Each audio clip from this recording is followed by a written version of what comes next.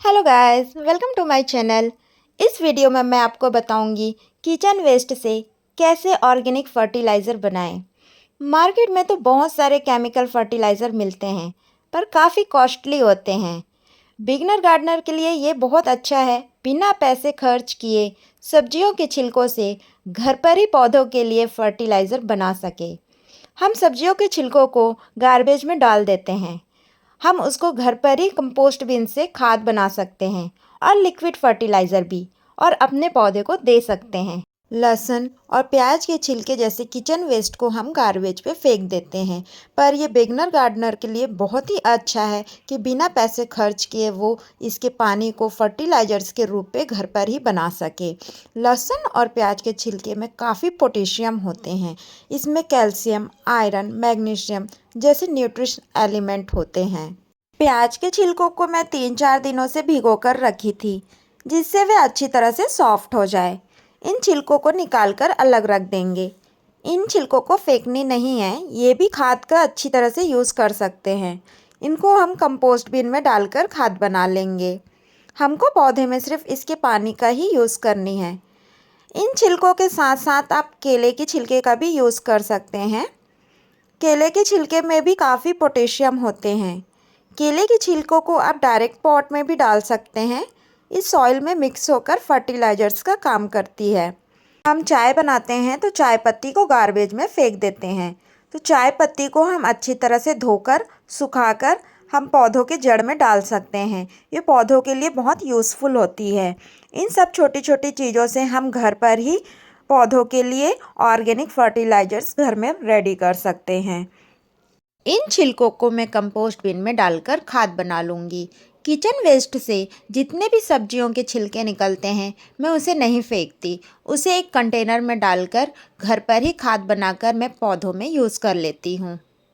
जब भी आप सब्जियों के छिलकों का खाद बनाने के लिए यूज़ करें, ध्यान रखें उबले हुए छिलकों को यूज़ नहीं करें। और खाद बनाने के लिए हम किसी भी प्लास्टिक का कंटेनर यूज़ कर सकते हैं। बस ये ध्यान रखना है कि उस प्लास्टिक के कंटेनर के नीचे 4 से 5 होल ज़रूर रखें, जिससे हमारी खाद गिलगिली सी ना बने और हमारी खाद सूखी सूखी बने। इसमें मैं अंडे के छिलके और थोड़े पेपर के टुकड़े, मिट्टी या वर्मी कंपोस्ट ज़रूर डाल देती हूँ, जिससे ये खाद अच्छी तरह से डिकम्पोज होते रहे। और बीच बीच में मैं इसे उलट पुलट करके मिक्स कर देती हूँ, ताकि ये अच्छी तरह से डिकम्पोज हो सके। पेपर कार्बन का बहुत अच्छा सोर्स है, इसलिए जब भी हम खाद बनाएं तो पेपर को ज़रूर ऐड करें। ये भी फर्टिलाइज़र के लिए बहुत ही अच्छा यूज़फुल है। चावल का पानी पौधों के लिए बहुत अच्छा होता है। हम चावल धोते हैं तो पानी फेंक देते हैं, उसे फेंकने के बजाय हम गमले पे डाल सकते हैं। उसी प्रकार हम दाल का पानी भी पौधे में डाल सकते हैं। दाल का पानी भी बहुत ही अच्छा सोर्स है न्यूट्रिशन के लिए। बस ध्यान ये रखना है कि उबली हुई सब्जियां या उबली हुई पानी को हमको गमले पे नहीं डालना है। बीच बीच में इसमें घास वगैरह निकले रहते हैं, उसको हटाते रहना चाहिए। और यहाँ पर मेरे अपराजिता के पौधे लगे हुए हैं, ये अपने आप बीज से उग गए थे। और बीच बीच में हमें इसके सॉइल की गुड़ाई करते रहना चाहिए। इससे सॉइल में एयर स्पेस बने हुए रहता है और प्लांट्स के लिए न्यूट्रिशन मिलते रहता है। प्याज के छिलकों की लिक्विड फर्टिलाइज़र बनाए थे, उसे पौधे में दे देंगे।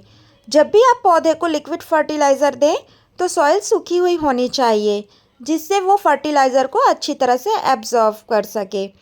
मिट्टी की अच्छी तरह से हमें चारों तरफ से कुड़ाई कर देनी चाहिए, जिससे कि पौधों की रूट्स तक के फर्टिलाइज़र की न्यूट्रिशन उसे मिल सके।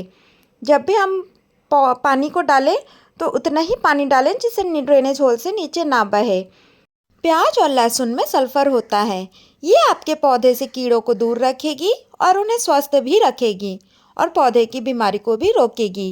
ये बनाई हुई पानी आप 7 से 10 दिन के अंदर पौधे को दे सकते हैं। आपको मेरी वीडियो अच्छी लगी हो तो वीडियो को लाइक करें, और चैनल में नए हो तो चैनल को सब्सक्राइब करें एंड वीडियो को शेयर करें। Thanks for watching my video. Bye bye.